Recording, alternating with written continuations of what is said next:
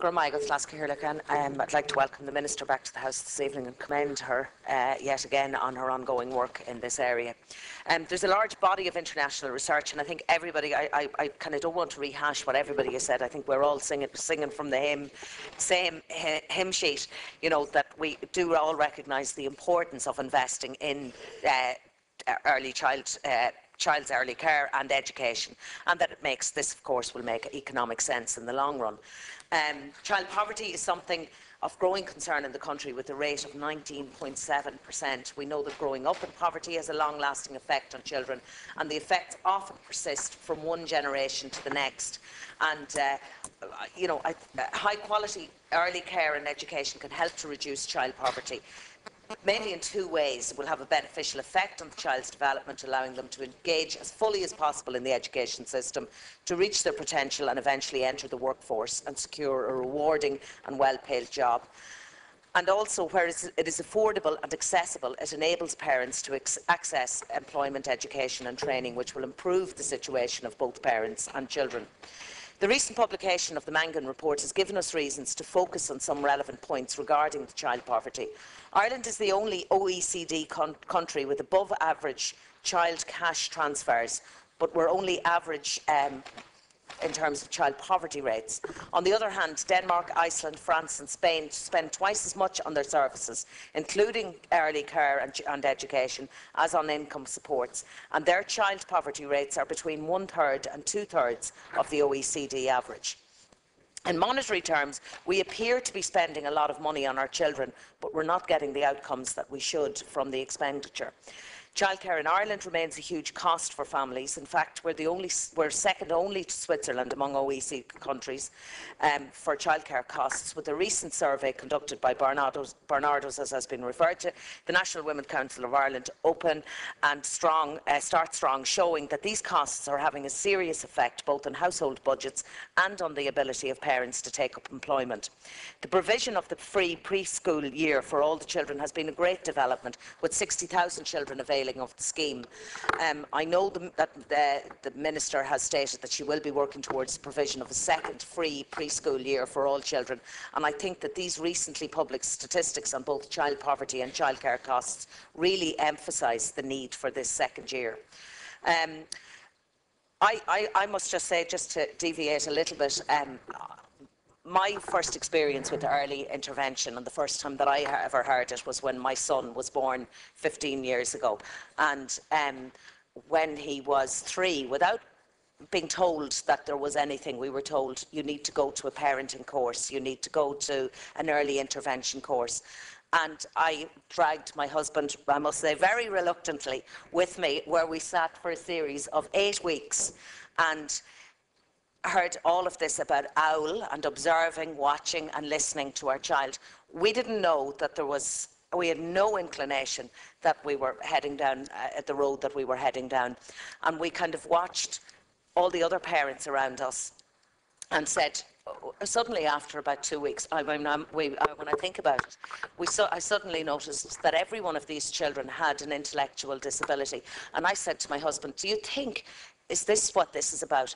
And he said, not at all, you're imagining it. And so we stayed there for 8 weeks, and we watched, and nobody once said, you know, this could be a problem. We just thought every parent were being brought along it.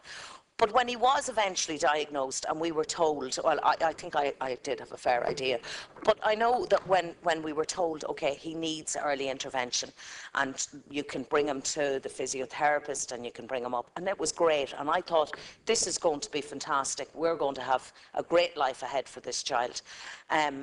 And we brought him, and he got speech therapy, I'll say, for 6 months until he was 4. And when he was 4, we had him again. We had to do it privately, a psychological assessment, because if we were waiting, we were going to be waiting and waiting and waiting. And again, as has been referred to, in the area of disability, I must say it is a huge problem, the early intervention. When he started, we went to a different health service. We were recommended to go to a different service provider for his education because of his ability. Thank you. And the day he started, I'll never forget it. I was at work and I got a phone call to tell me, that's it, he doesn't qualify for any more early intervention here because he's going to that service. You need to access it there. Now, they didn't have that service. So we spent the next 14 years, 13 years, where he just didn't get those services. And, like, okay, some people are lucky that they can go out and afford to pay for it on a private basis. And I'm seeing people coming into my office every single week where parents are spending every penny of their children's allowance, of their domiciliary care, if they're lucky enough to get it. But every single penny, I am amazed at people who are unemployed and who spend the money to provide private physiotherapy. And they are paying astronomical amounts for it. We changed our son back to the school on the recommendations of the psychological report last year, and once again we fell into the net where he was eligible to get this intervention. And I thought, this is brilliant. Now we're going to get the services that we should have got when he was 3. He's now 15. And when we went to get them, it was great. Within a month, he was assessed for physiotherapy, he was assessed for occupational therapy, and we were told yet again he's at dire need. As a result of the occupational therapy, I probably, but I mean, he has spent the last couple of months in a wheelchair, which I really think could have been avoided if he had had the physiotherapy, if he had had the occupational therapy, if he had had the services that were in place. And as I said, when we went back, he was assessed for all of these. Then we were told, okay, now he's assessed, but there's a 1.5 year waiting list. At this stage, he's going to be over the childhood limit. He's going to be 17, and we'll be told to go to adult services, and he's going to slip through the net again. Now, this is not about and it's totally gone off what I was going to say, but I'm just trying to use one realistic, real-life experience of where early intervention, it sounds wonderful. As I said, I had really big, high hopes. But when it comes down to the nitty-gritty, there are so many people falling through the net.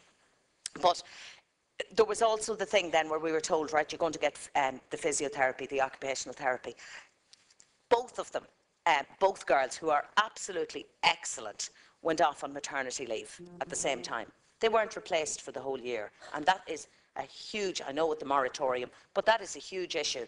That, you know, why is somebody denied physiotherapy or speech therapy or language therapy because somebody is out sick or somebody is out on maternity leave or somebody's gone? That you get, well, there are priority cases. And I know, but to every mother, their child is a priority, and those services should be there. So I do think, particularly in the area of disability, Minister, that there is so much work to do, and I would welcome the opportunity to have a meeting with you and discuss it further. Thank you.